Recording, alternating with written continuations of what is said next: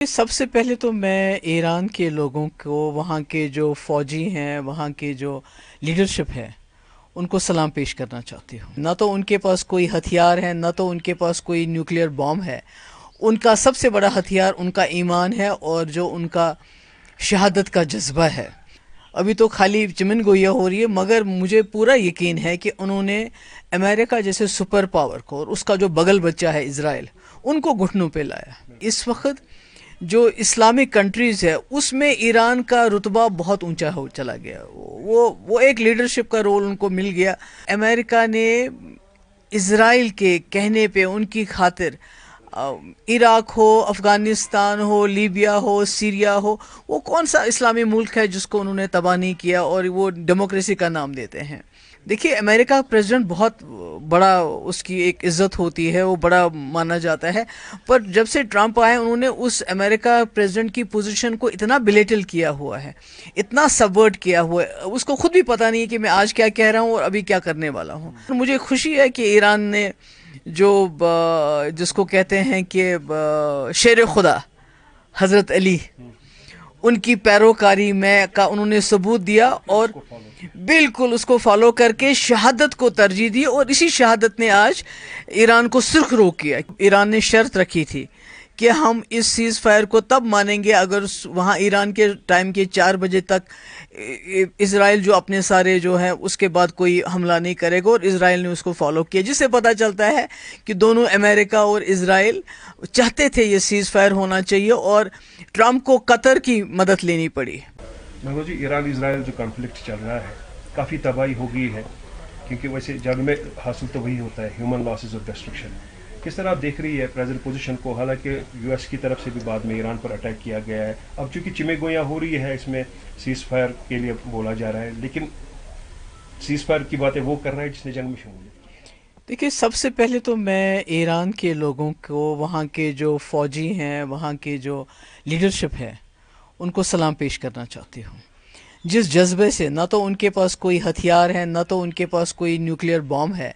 ان کا سب سے بڑا ہتھیار ان کا ایمان ہے اور جو ان کا شہادت کا جذبہ ہے۔ جس طرح سے انہوں نے یہ لڑائی لڑی کہ آخر کار، ابھی تو خالی چمن گویا ہو رہی ہے، مگر مجھے پورا یقین ہے کہ انہوں نے امریکہ جیسے سپر پاور کو اور اس کا جو بغل بچہ ہے اسرائیل، ان کو گھٹنوں پہ لایا۔ اور امریکہ نے نہ چاہتے ہوئے بھی اس وقت جو اسلامک کنٹریز ہے اس میں ایران کا رتبہ بہت اونچا ہو چلا گیا، وہ ایک لیڈرشپ کا رول ان کو مل گیا، اس میں کچھ نہیں کر سکتے۔ جہاں تک امریکہ کا سوال ہے، آپ جانتے ہیں کہ امریکہ نے اسرائیل کے کہنے پہ ان کی خاطر عراق ہو، افغانستان ہو، لیبیا ہو، سیریا ہو، وہ کون سا اسلامی ملک ہے جس کو انہوں نے تباہ نہیں کیا اور وہ ڈیموکریسی کا نام دیتے ہیں، ریجیم چینج کا نام دیتے ہیں، بڑے بڑے بڑے نام دیتے ہیں۔ پر اصل میں اگر دیکھا جائے تو آج اگر امریکہ اپنا یہ سبق یاد رکھے گا کہ انہوں نے جنگ میں اپنی ٹانگ ڈال کے اپنی ٹانگ اٹکا کے انہوں نے اپنی جو پریسٹیج تھی،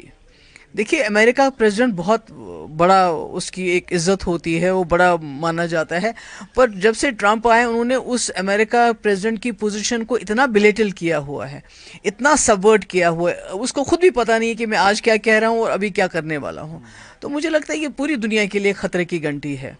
خاص کر جو اسلامک ممالک ہیں جنہوں نے اس کانفلکٹ میں، جب ایران اور اس کا آپس میں تھا،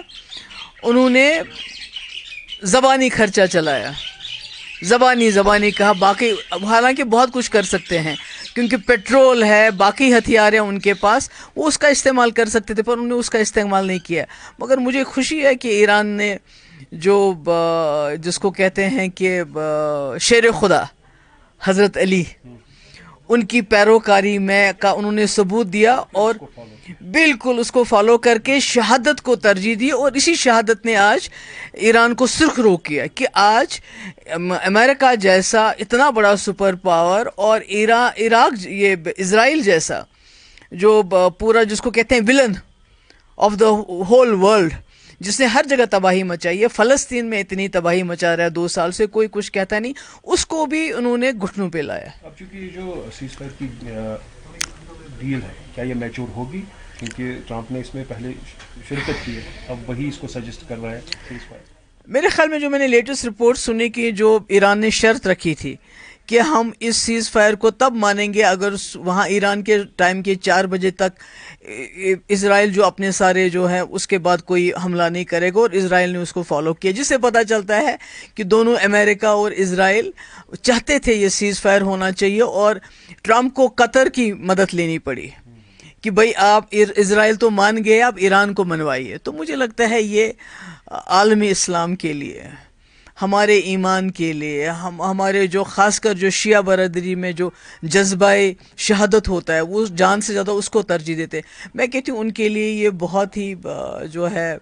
مبارک دن ہے۔ امید کریں گے جو اسٹرائک ہوئے ہیں قطر میں امریکن بیسز جو وہاں پر ایئر بیسز ہے وہ بند ہوگی، اور ساتھ ساتھ میں یہ بھی امید کریں گے اگر یہ جلدی رک نہیں گیا ہے تو خدا نخواستہ یہ انٹرنیشنل ورلڈ کانفلکٹ۔ نہیں وہ تو ہے ہی، وہ تو پہلے بھی ہم بھی انڈیا پاکستان کی جنگ وہ بھی بالکل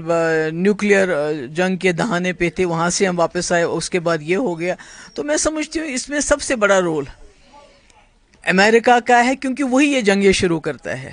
وہی چاہے ڈائریکٹلی انڈائریکٹلی اس میں آتا ہے۔ تو مجھے لگتا ہے کہ اس کا بڑا رول ہے، اور آج چائنا اور روس جو پازیٹیو رول کر رہے ہیں، جس طرح جو انہوں نے پیچھے جو سپورٹ کیا ایران کو کہ بھئی ایران اکیلا نہیں ہے، جبکہ ایران کو باقی اپنے جو برادر ملک ہیں انہوں نے اکیلا چھوڑ دیا، پر ان دو ملکوں نے آگے آ کے امریکہ کو بتا دیا ہے کہ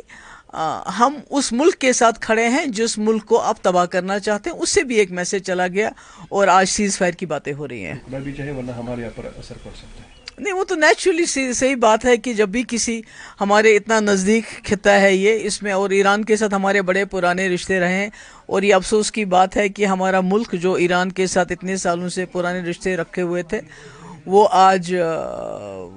اس سے بالکل مخالف پالیسی اس نے اڈاپٹ کی ہے۔ مگر میں سمجھتی ہوں کہ یہ پورے خطے نہیں، پوری دنیا کے لیے اچھی خبر ہے کہ اگر یہ سیز فائر ہو جاتا ہے۔